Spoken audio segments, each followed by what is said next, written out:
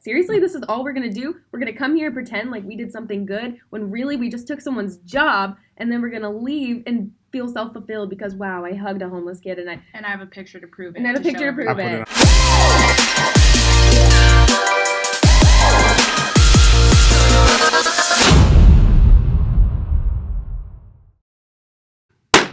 What's up, guys? RLTKPHX, Real Talk Phoenix. Yep. Episode 20. Yep. Got so we've special gone guests from teenager again. to adult. We have. Now we are officially adults. We would be in college technically. Yeah. And that's kind of fitting because we have some I college guess students. 18 would be adult, but 20 feels more like adult. 20 is a little bit more adultish. Yeah, I feel. yeah, what do you that's guys true, think? A little that's bit more adultish, 20? Yeah. Like for 18, sure. you don't really know what you're doing at 18, right? And then 20, you kind of start to figure Everything it out. makes sense at 20. Do we know ever what know we're what we're doing? Yeah. Oh, I mean, we know what we're doing. I mean, you start businesses in your 20s, right? I mean, I'm 30. I still don't know what I'm doing. And actually, that's what we're going to talk about this morning. We've got some Gen Z entrepreneurs here this morning. We've got Cheyenne Schofield and Gracie Valenzuela, and they're doing some really excellent stuff. Yeah, and we want them to just share a little bit about what they're doing. But before we do that, we just want to jump into a little bit about who you guys are. I don't want to ruin the surprise, but just wanted to share. So, Yeah, Cheyenne, some pretty incredible work. Yeah, excellent. So, Cheyenne, why don't you go share a little bit about yourself? Just let our audience know who you are, and we'll keep going from there.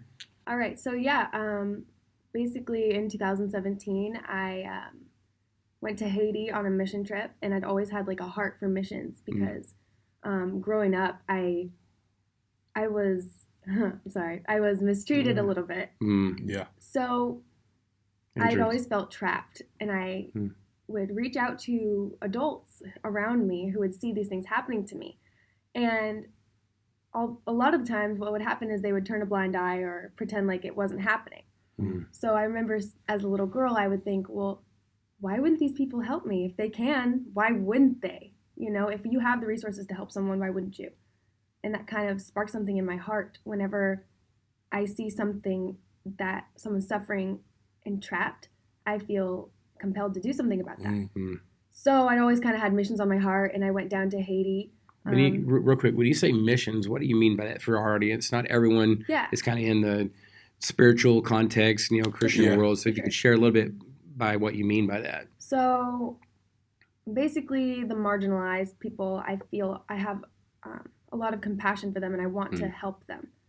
I want to help people who feel, like I said, trapped, who don't see a way out of whatever situation they're going through, who've dealt with, abuse, or in a lot of the times that happens in underdeveloped countries. You see what's happening around the world through social media, through videos, through literally everything, and it just kind of broke my heart. And that's what, like, even as a little girl, that's where I was like, all right, this is my thing. This is what I was made to do. So it's like become literal your life mission. Yeah.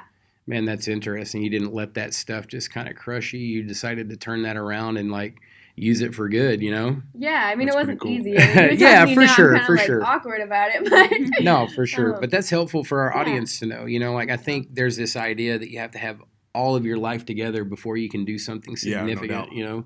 And you kind of said, hey, no, I know what it's like to be in that position where no one's really paying attention or listening, and that you would feel that for someone else and not yourself is pretty incredible. Yeah, I think for a lot of us, our deepest passions can come out of like those areas for us that were like deepest needs or most tragic circumstances where we see something and really deeply understand something, not just because it's a theory in a textbook, but we actually experienced it, lived through it, felt the repercussions of it.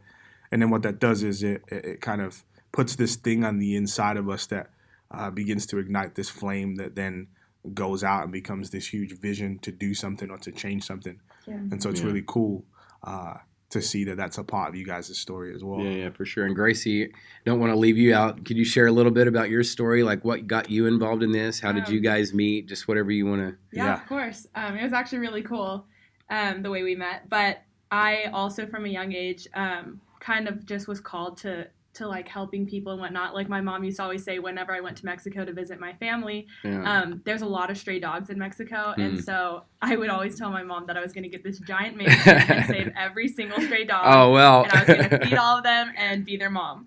And that passion kind of just continued, but it turned into just a love for people, and like God turned it into my long-term dream is to actually open up an orphanage overseas. Wow. Which is kind of funny how that started in my heart so long ago.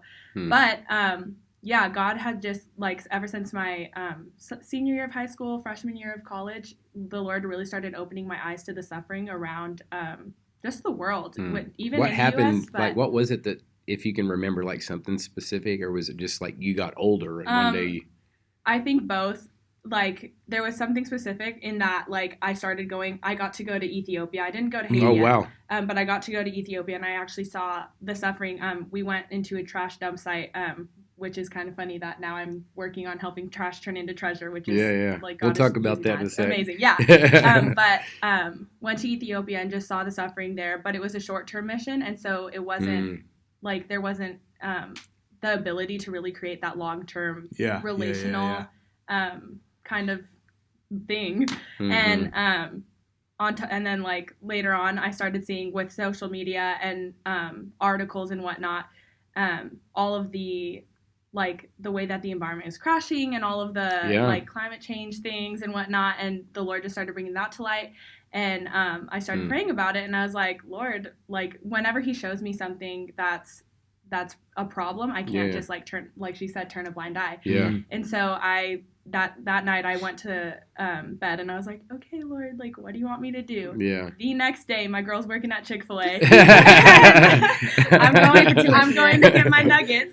So there's the church and there's Chick-fil-A, two like Christian meetup places. Exactly.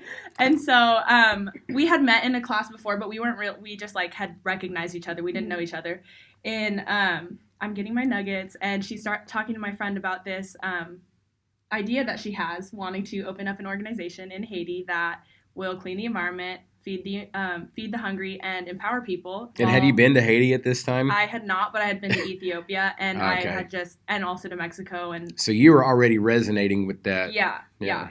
And she came up to me and she's like, do you want to get involved? And I was like, this is not a coincidence. This is the Lord. It's ordained. Wow. And I was like, let's do it. I'm all in. And ever since, we've been How long working ago hard was and that? grinding.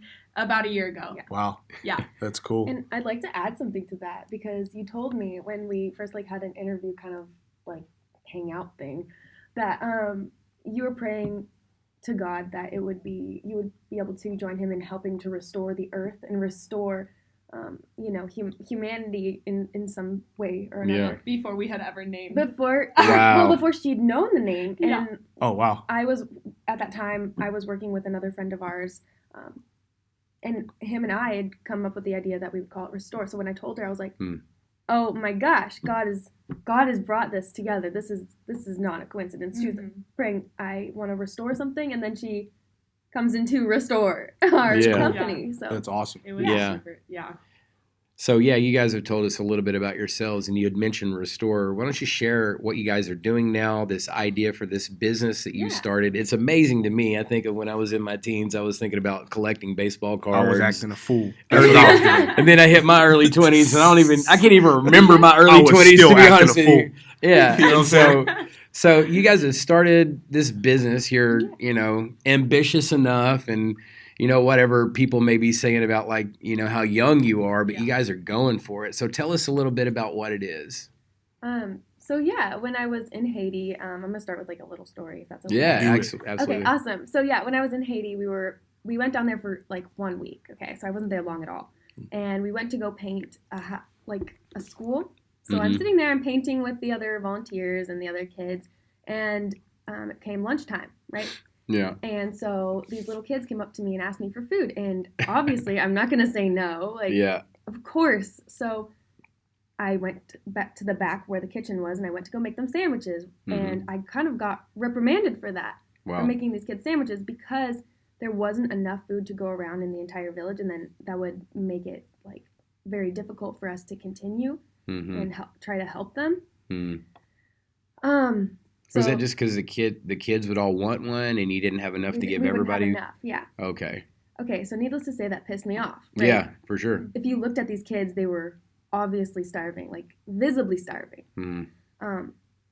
And so that messed with me the entire rest of the day. I was so pissed off and I couldn't Mm-hmm. sleep. Mm-hmm. And then I felt God just like place this on my heart. Like, okay, you know what it feels like to be trapped. It's time to get up and do something about it, you know? Well, So at this time I was 17. right. So you're like, what do I do? To me, that's Right, amazing God. that you felt that way. Mhm. You know, that you were able to feel the burden of other people and be like, man, I've got to do something about that. Yeah. Well, it's not just their burden. It's my burden too, because they're my brothers and sisters. Like, that's my family. That's who I love these people, you know? So, so I was sitting there and praying about it, and I just kind of like, it hit me like a ton of bricks, and God was like, all right, here's the plan. So I'm like, okay.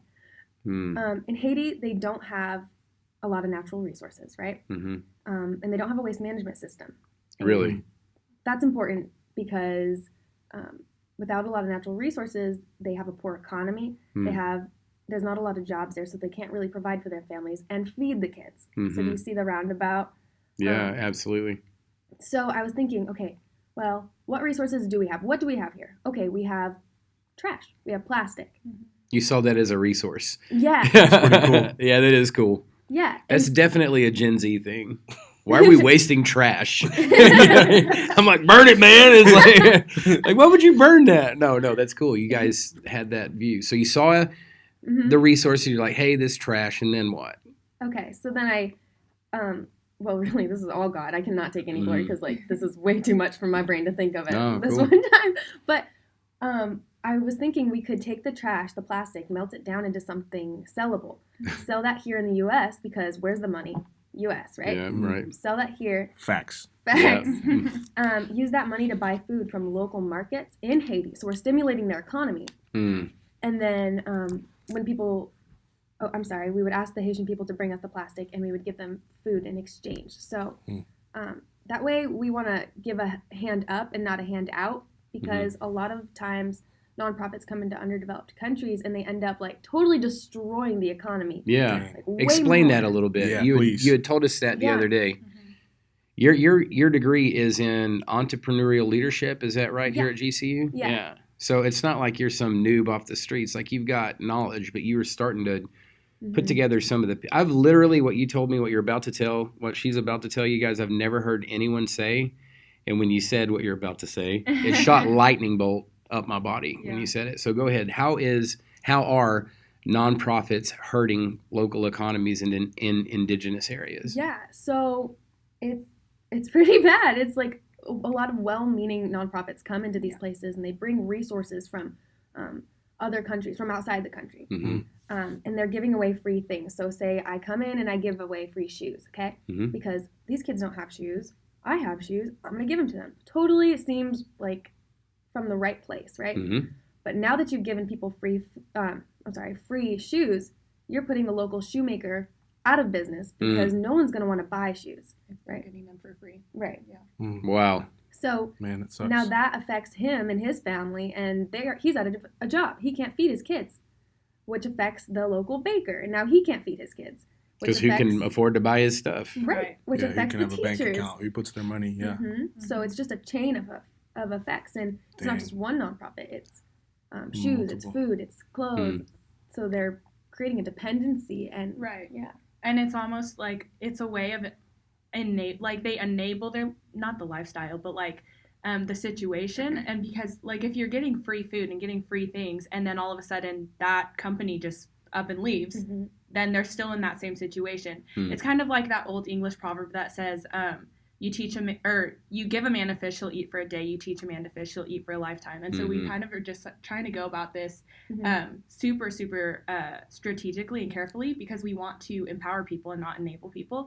Yeah. And so, that's kind of the goal. We want real change. We don't want like a Band-Aid on the problem. We want to see the root and see people succeed. Excellent. It's interesting you say that proverb. It makes me think of, I don't know if you guys know who Dr. John Perkins is, but he talks about teaching a man how to fish. And then he talks about, but if you don't own the pond, then you don't know how many fish he's going to get or when he can fish. So you can't just teach him how to fish. You have to own the place where he's fishing, which is kind of cool because that's what you guys are doing. Yeah. You're going to own the thing that people are using in order to create their own future and destiny. And so therefore that can't be taken away. Yeah. Which is pretty stinking dope. It's really dope. Yeah. Yeah. And so some of the things that I was thinking about when we were talking the other day is just some of it's not just an idea that you guys have. There are some literal things that you've already done that we discovered in conversation. Why don't you share with our audience? I hear that you've got a product in development. I've seen some of this on social. So kind of explain where you guys are at in that process for us. Yeah, absolutely. So we already, God willing, are licensed nonprofit. And woohoo! Yeah, woo! Money moves. Let's go. We are business women. Hey, so give your money. She got them red bottoms now. on. Donate now. Now, thank you. Yeah. But, money. Yeah, so we have had, like, just being here at GCU, we've gotten a lot of resources that have been so helpful. We have mentors in.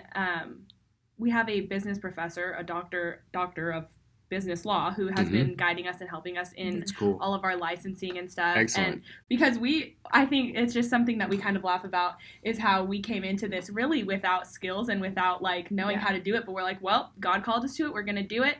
And God doesn't call the equipped. He equips the called. And so I think that that's what's so beautiful is that we're able to just turn it around and glorify him because it really is just from him. Like we can't come in and be like, I came in with all this knowledge and I built this from the ground up. Right. No. But you guys are doing that. But we are building it from the ground up with the help of the Lord and with the help of all of the people around us in our community. But yeah, so we have this professor who's guiding us. And what else are we? So he's getting you guys legit as far as like legally and all of that stuff.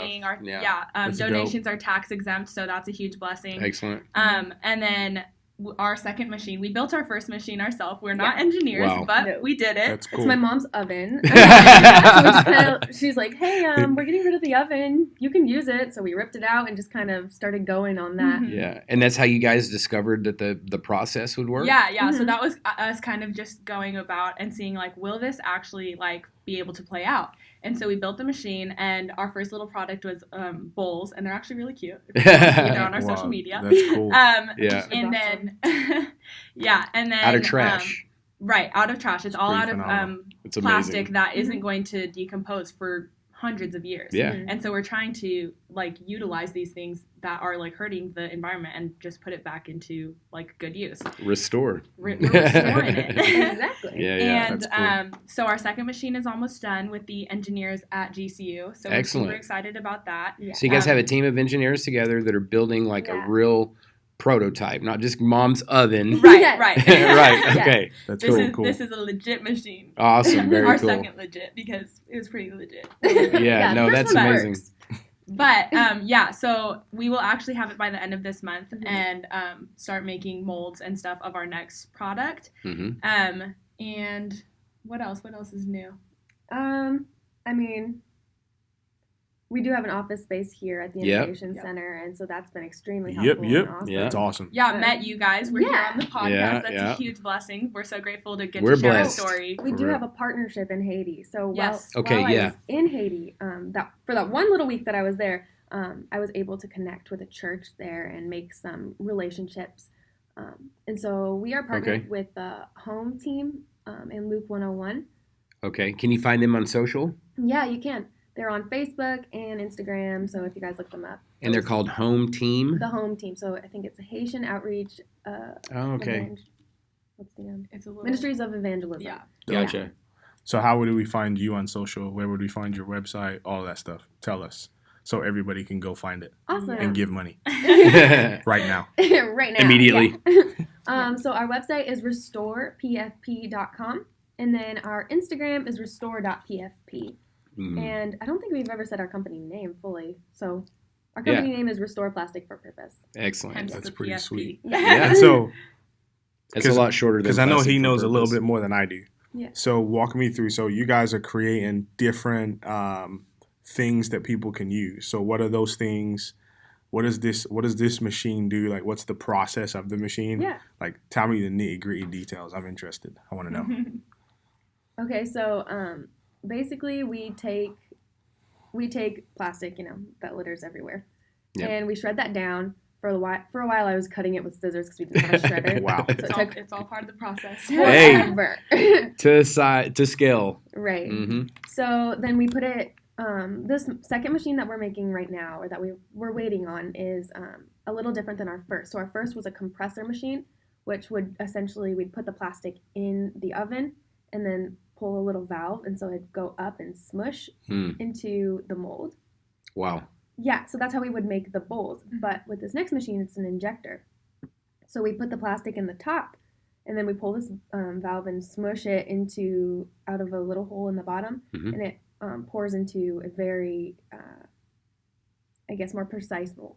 Okay. And we can switch the mold so that, like, our first machine is, like, just the bowls. Wow. But this next machine, we're able to, like, take the molds off and do different products out of it, which is super and awesome. It's a lot easier to make a mold for whatever purpose in a whole oven. So the oven can really be used to, many different molds can go in there for different things. Yeah.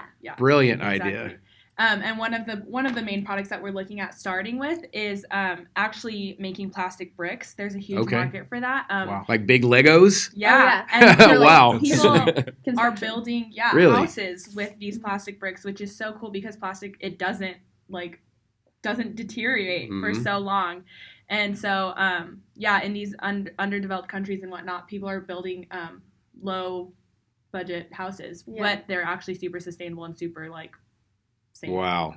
Yeah, it's super cool. That's pretty. That's sneaky incredible. awesome. Yeah. A lot of the. Go ahead. So is that the dream? So like, if you could have like everything work out perfectly, unlimited amount of money and resources, what does this thing look like in the future? Okay, so in the future, we want to be, so we want to be living in Haiti, on the home team land with a little workshop, okay? And then that's where we also want to employ some of the Haitian people so that they can have stable jobs and, like, That's cool. Yeah, work with us. We want this to be their company, you know? So we would have a little workshop, and then we'd work on all those things. We would make bricks. We would make more popular, I don't know, like popular products like phone cases, or, you know, fun stuff like that. And just have, like, the distribution day of our food and plastic and, you know, the swap on Sundays. That way we can spread the love of Jesus that way, to show these people, like, hey, we love you this much, but God loves you that much. And that's why we're here, you know? So. Yeah, that's super pretty cool. awesome. Yeah. That is pretty stinking sweet. Yeah. And I want to dive a little bit into some questions about your generation, because I'm an old guy, but I'm fascinated by what I'm seeing and you guys are technically being termed as Gen Z. You guys have heard that term. I'm sure it's all out on social and on the internet.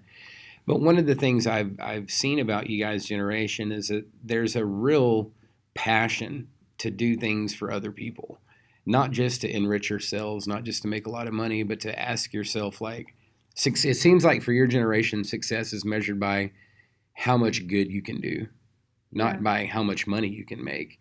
And so I don't know if that's true, but it seems like that as an outsider looking in. A lot of the articles that I read, a lot of the people that I meet that are young, like, I try to offer these guys a bottle of water before the podcast and look at their cups and whatnot. They're like, no, we won't use the plastic, but we'll melt it down and turn it into a bowl. So I'm fascinated. I'm fascinated by Gen Zers. And the generations, and the generations coming after you guys. And so I just wanted to ask you, what are some of the things that you're seeing? Like, how does your generation, I know how I see you guys, but for instance, I know you guys have heard some of the okay boomer stuff that's out there. Like, do you guys hate older generations? What do you need from the older generations? What do you wish that they were seeing in you? So if you could speak to some of that. Yeah. So first of all, no, we don't hate. We don't hate older generations. Okay. And I mean, I personally have a lot of respect for some of the older generations, because there's a lot of people who worked really, really hard and were very traditional in a sense where we get up every day and we do this and this, and with that comes a sense of, like, they hold on to tradition a little too much, is what a lot of Gen Zers think, and we don't feel heard. We don't feel seen, because we feel that when we come up with innovative ideas or new ways to do things, that it's looked at and, like, totally just tossed aside, because there's always been a way to do things. It's tradition. Traditional. Rather, they don't want to. I guess Similar to Cheyenne, like I really, really respect the older generations. Like I think there's so like much work ethic that was seen through them, and like it's a little bit different because we live in a different society now with like all the new technology that we have, and absolutely. But it was their hard work and their diligence that really brought us to the society that we have today. So it's a huge blessing. But that's good. Yeah, so I'm grateful, but also because they are so by the book, and it's very like odd to them that we, like so many of us, I know that we're in college and we're graduating soon, but so many of us don't want to go to college. We don't want to like be so much by the book because we have so much opportunity that for different ways to achieve whatever success looks like to you. Wow. In this new generation, in this new society, because of like social media and because of just the technology, the way it is. Exactly. Yeah. So I know we definitely do not hate the older generations. We are so grateful for their work, but I think that occasionally we don't feel heard by them or seen by them or accepted. Not us as humans, but as like what we're doing accepted. Right. Like you don't get respect for your ideas, basically. And I think it's also maybe it's probably happened to every generation. I'm sure when you guys were kids, people looked at you as kids, and now like when we're kids, people are looking at us as kids. But I'll say though the difference is that your generation has the tools to actually do something about it. Yeah. Like we had to sit there, and my generation had to sit there and shut up because you had to pay your dues to get your opportunities. Right. And what I see with Gen Z is that I agree. I think you guys are telling us which way to go. Not all, but several in the older generation are just kind of holding the line with tradition, like you said earlier. I think that's a brilliant way to put it. But it's almost like you guys are like, if you're not going to listen to me, I'm going to show you. Yeah. I'll show you. We're going to do it whether you listen or not. We're fighters, and I think that's a big part of our generation. Where do you think that comes from, that sense of like, I'm going to fight for my thing? Or like you said, I'm sitting there, I got to do something about this. I think it's culture. I mean, growing up, it was so put in our heads that you can be anything you want to be. You can do anything you want to do if you're willing to work hard enough for it. And it's really, it's the TV shows we watched as kids. It's like, give me one that really, when you're saying that, you're me. just thinking of that right off the top of your head.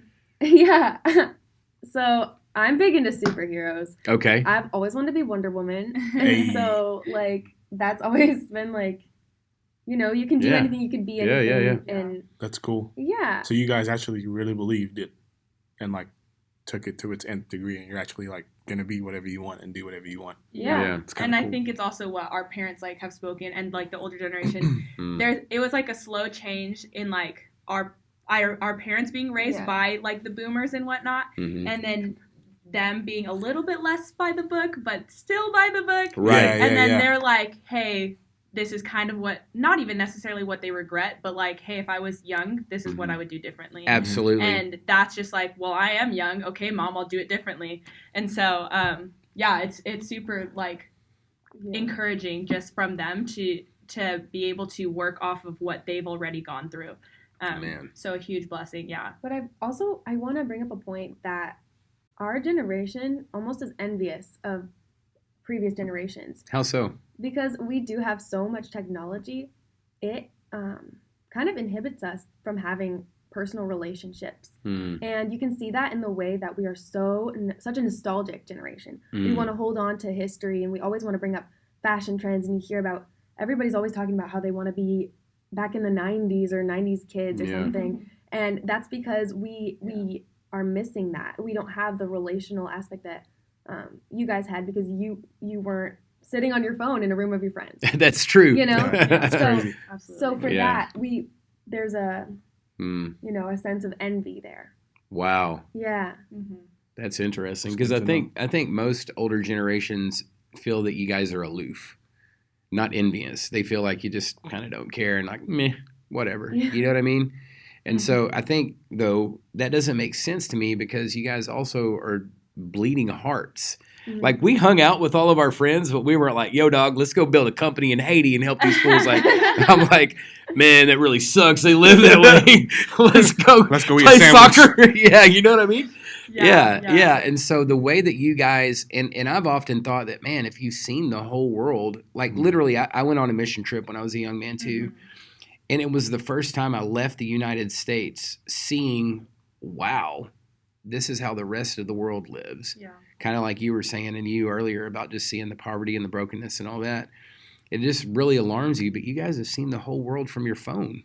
Yeah. Like you could get on Google Maps and look Yep. at any, like just the technology and this stuff. And I think maybe that leads to a little bit of apathy, but it's also led to great passion. Yeah, I was going to say, I think that that's also one of the reasons that our generation are so passionate about fixing fixing the environment, fixing let's end poverty, let's do this, because with the rise of technology, poverty was always there, but now we're seeing it more, and now we're more aware of it, and more and because of the encouragement that we got from the previous generations of you can do it, you can do it, you can do it. It's okay, end poverty, that's a huge thing, but together we can, Man. Wow. Si se puede. That's cool. Yeah, there you go. Hey, that's amazing. That's what I'm just curious to know, and you hit on it a little bit, but I just want you to kind of maybe give us a little more elaboration. Yeah. How does Gen Z, how do you guys, I know you can't speak for the entire generation, but you're part of it, right? Yeah. And if you guys don't, someone else will. Right. So if not you, then who? Right. And you know what? God gave you a voice. You have a voice. Whether you believe in God or not, you have a voice. Use it. Use it. Speak your mind. Mm-hmm. Yeah, absolutely.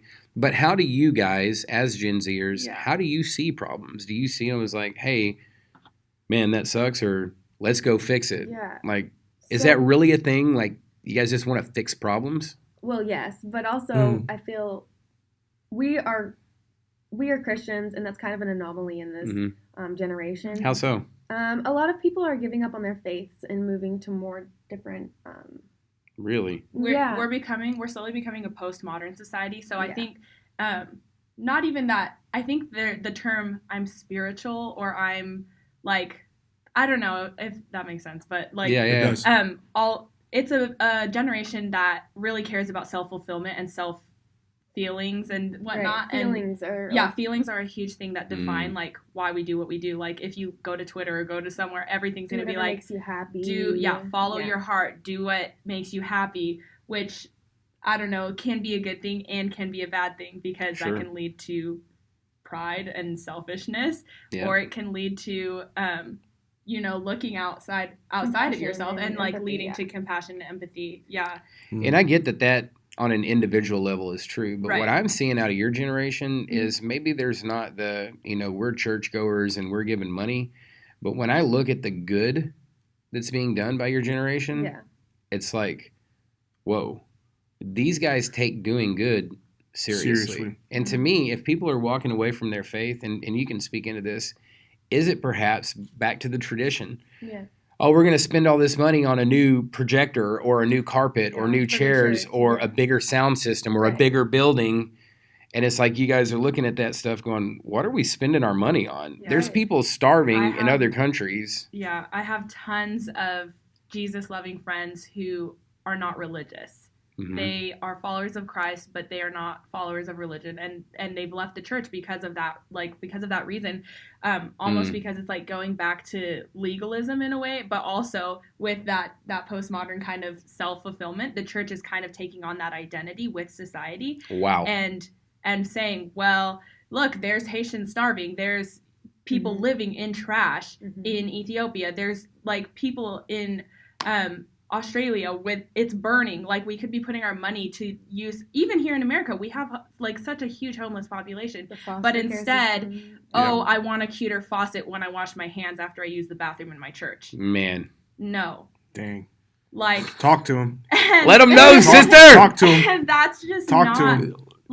Please keep talking. We follow a God who sacrificed his life for us, and if we're not willing to sacrifice that small amount of money, we only give 10% of, that's all he asks of us. I'm sure people give more if people give less, but all he asks is for us to give 10% of our money, time, anything to him. And we use that 10% to what? To have these, I'm not saying women's ministry is a bad thing or men's ministry is a bad thing, but pouring into your... Do you really need another men's retreat? Right. It's Do you really need another cool journal to say that you went to it? You know? Right. I get and absolutely, community is necessary and encouraging one another is necessary. But do we need to have a huge buffet at that men's retreat? Do we need to, have matching t-shirts? Exactly. When you're hitting on all of my points right now. I'm like goosebumps, and right? So, I'm like, thank God someone sees it. Fire content. That's why they're not going to church, because they see the hypocrisy of the leaders who have bad priorities. Yes, absolutely. Wow. And even just with evangelism, like we want to say we are a church who loves God and loves people, but then it's like, okay, but all you're doing is saying you love God and saying you love people. Where is the proof? Like you're making my brain fry right now. Because they can say things that are totally opposite of that too, and do things that are totally opposite, and then you look at it and you're like, it's crazy you bring this up. I literally, like, before I got here, I was in a meeting, having a conversation with this dude, and we were talking about the future of the church in America, and he was like, I'm convinced the next generation is not going to give, because we're going to come to them with a building program, and they're going to get on their phone and say, oh, that $7 million that you're trying to use to build this building, we could build 20,000 wells in Africa. So thanks, but no thanks. I'm going to go put my money over here, and I'm never giving my money to a church again. Yeah. Or I'm going to go do this thing in Haiti. I think that was part of her story, if I remember. I was so inspired when you guys were talking to me the other day, but you said something about you saw the other people on the trip with you, the churches send people on mission trip, and you were kind of like, we're all happy because we hugged on some homeless kids and like made ourselves feel good about coming here. But they didn't do any real change. I was the only one who was bothered by the fact that I couldn't feed these kids. Like I was like visibly distressed. I was crying about it, and I was being like emotional because I am emotional. But everyone else, we got to the camp at the end of the day, and we were all talking about how they felt God moving and how, oh wow, such an amazing experience. Like no. It wasn't that amazing. It was really bad. We painted a school, which they could have done themselves. Right. They literally could have paid local artisans to paint their school. Why did we come and take that job? And then, dang. Yeah. When you could have done so much. Why are you asking all these questions? Why can't you just do what we tell you to do? Look at this pretty painted school while you starve. Well, what is the point? And we were all just sitting there, and I was so I was sitting there like, are you kidding me? Like, seriously, this is all we're gonna do? We're gonna come here and pretend like we did something good when really we just took someone's job, and then we're gonna leave and feel self-fulfilled because wow, I hugged a homeless kid and I have a picture to prove it. And I have a picture to prove it. I put it on my Instagram and got 1,000 likes. Right. Man, I'd heard a term a while back. It was called social slacktivism, where you think you've done something just because you liked a picture or you shared something. You know what I mean? You posted a picture, yeah. Yeah. Man, I really appreciate you guys sharing that because we really need to hear that. We really do. Yeah. Because I think we've got to change. Like, we really got to change. Yeah, man. If we're going to have the impact on the world that we say we're called to have, we got to change the way we do some things. Yeah, especially Christians, right? Like people who would call themselves That's who Christians. I'm talking about. Yes, absolutely. That's what you mean by we. Christians. Christians. Start loving I got people. you. Yeah, and I think kind of like what you guys are really doing is causing churches, leaders, people who would lead Gen Z to say, hey, are you really looking at your budgets and how you spend money? Are you really conscientious of the fact that you could do a lot more good with this money rather than making yourselves look good, but actually doing good? Right. That's... Yeah. What would you guys say really quick? So I think 2 more questions. First question would be, what would you guys say to influencers? So we call influencers people who are like passionate about Gen Z, pastors, teachers, coaches, parents, foster parents. Yeah. Like, what would you say to that group of people that's kind of like in the positions that you guys are going to be in the future and looking down at you thinking, how can I lead? How can I help? Right. How can I prepare these guys really well? Like, how do I listen better? Like, what are the things that they need to know from you?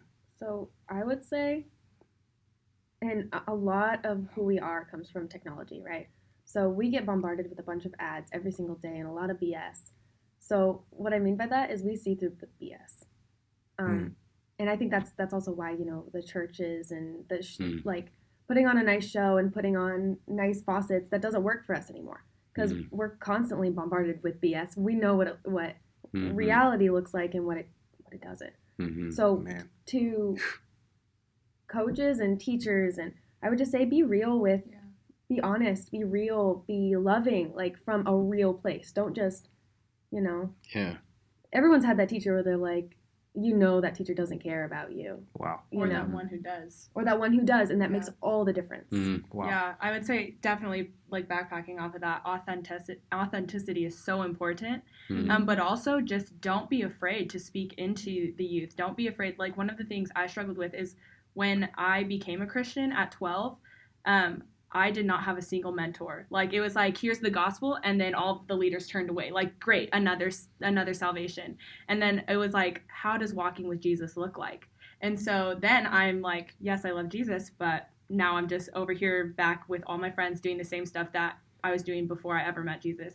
And so it wasn't until I was like 17 or 18 that I started pursuing the Lord and like realizing, oh, it's actually a relationship. Oh, you're actually supposed to be, doing things, and like, God never leaves you. But like, there's so many people who knew that, who could have spoken that into my life, but were probably too, like, I don't know, there's a lot of fear, and there just doesn't need to be. Like, I don't know. Yeah, that makes a lot of sense. Yeah. Like, Total. don't be afraid. I think mentors are afraid. Yeah. Mentors are afraid because they don't they're understand Gen Z. They don't understand, and and so so I to a would certain say, degree, they don't want to understand. That's true. yeah, I would definitely The agree. scary place of our minds. Yeah. Exactly, turning that blind eye of like, good luck. But speak into people, love on them, and even just doing that by asking questions like, how can I better understand you? And then that will make us feel heard, and that will make the younger people feel heard. Right. Man. And I had a little bit of a different experience. I did have a really great mentor because I went to this church, and she made all the difference in my high school years because she would tell it to me how it was. If I said, hey, like, this is going on in my life, she's like, come on, girl, that's not good, or wow, that's really great, or you should do this, like, she wouldn't sugarcoat things for me just because it's what I wanted to hear or what she was afraid to like hurt my feelings. Like, we see that BS. I know. Like, you guys real. are brutal as a generation. Yeah. If you get on Reddit at any time and you look at Gen Z memes, like the meme You guys culture, are undefeated. yeah. And so I So think funny. that may be some truth So for people funny. looking to lead you guys. Like, yo, like, bring it for real. Yeah. You don't have to worry about our feelings. I mean, there is the as long feelings. as you love us, and as long as you and it's make genuine. that known, and like she was so loving. Every time she would call me out, Yeah. like, she would do it in such a loving way that I felt validated just by being a person. Right.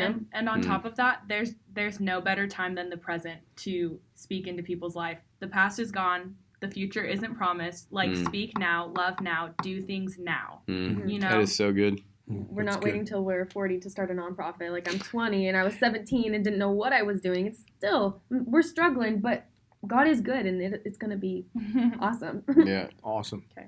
So as we kind of close, Yeah. and we've been, kind of dancing around this the whole time, but how has being a Christian really impacted what it is you're doing? We like to always close, for the most part, with a little bit of Christian perspective. Yeah. And so how has being a Christian really impacted what you're doing right now? It's everything. I mean, it's literally everything. I feel like just because of the life that I've lived and the experiences I've had, I don't even know if I would be here with you guys today, because I've been to the darkest, depressing places in my heart and in my mind, and I would never have been able to come out of that without Christ, without knowing a loving Father who would bring me from that. Yeah. And I don't think I would have nearly as much love in my heart for people because I am a human, and we wouldn't be able to do the things that we're doing. This is all God. Yeah. Wow. All God. Like, this is my life is his life, and that's just what it is. Yeah. It's good. That's awesome. Yeah. I would definitely say ditto. Like, it's truly, it's the driving force into every single, like, action that we take. It's every decision that we make is, like, based on the love of Jesus, that he, like, the love that he has for us and the love that he has for people. My heart literally breaks for what breaks his heart, and that's only through his Holy Spirit living through me. And because of that hope that we have in Jesus. If you don't know Jesus, just know he's going to be your best friend. He loves you so much. And oh my gosh, there's so much hope. I used to be so selfish. I used to struggle with anxiety daily, panic attacks. Like, it was bad. And once I surrendered to the Lord, like, he took that from me and he gave me this hope for an eternity. Now I'm not afraid of the future. I will give all that I have and all that I am and risk it all. Like, I'm going into a country that is not the safest. It's really not. As a woman, as an American woman, and I'm not afraid. I'm not afraid at all. And that's only through Christ that we're able to walk in that confidence. Right. Man, that's good. But yeah. And a lot of people will, like, my mom's going to hate that I'm going to say this, but I'm going to say it. A lot of people will be like, well, aren't you afraid you're going to, like, die or something? Like, well, no. Don't tempt me with a good time. That means I get to see you. Yeah, we joke about that all the time. Don't tempt me with a good time. Dang, I feel that. Yeah, that's good. I'm glad to be here, but maybe, I'm hardcore about that, I guess. Yeah, no, it's good. I feel that. It's better to live a good quality life than to live a long life and not have accomplished anything. Yeah. And to die for the thing you believe in, what greater honor. Right. 110%. And as I think about, man, it's so refreshing to sit with you guys and just hear your heart for the kingdom, for the gospel, and to really change people's lives. Like, we need more Christians like you that are willing. And I know there's a ton of them out there. And for those of you that are out there, we love you. We're grateful for you. And we're glad that God's using you. But we need to be a people who are willing to lay our lives down and give it all. You know what I'm saying? Like, Jesus says to give everything. You know what I'm saying? Like, give it all. Give it all over. Right. And ultimately, we're not living for this world. We're living for what's to come, right? Absolutely. And so because of that, we can live radically for people, and we can throw our lives away and give them for the service of others. I think about, our history as Christians. We were the people who ran in while the plague was happening to take care of people. We're the people that run in and go into spaces that nobody else wants to go and die for the sake of other human beings. Boiled in oil, eaten by lions. And I know it sounds crazy, but like that is our legacy. That's what makes us who we are. And that's what flipped the world upside down. People looked at how Christians gave their lives for other people, and they were like, yo, there's something about them. Right. There's something about the way they live their lives, and there's something about the way they die. Yes. I know that sounds crazy, but with joy, with hope, it is not what in it fear. is. Right. Yeah. And so, man, I'm just grateful to have met you guys. Yeah, I think I found another nonprofit to rock with. We're going to be going to Haiti. You know what I'm saying? So, thank you guys for coming on. Thank you so I'm much sure for we'll be, having us. I'm sure we'll be seeing you guys again. Yeah. And we'll be trying to rope one you more into time, a their bunch of stuff. social. How can people find out? How can we find you? So we are restore.pfp on Instagram, and then our website is restorepfp.com. And awesome. Give money now. Yeah, And Restore Gracie. Plastic for Purpose on Facebook.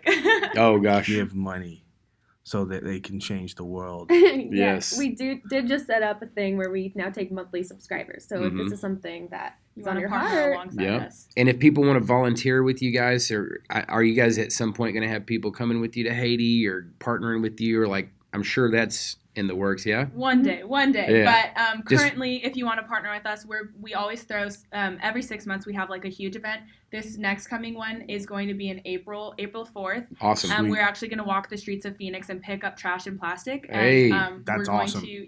So if you want to join us on that, that'd be amazing. You can find details on our website. And then, if you want to be like more involved and just be like, hey, I really want to like partner with these girls. I really want to, just like use the skills God gave me and see what I can do.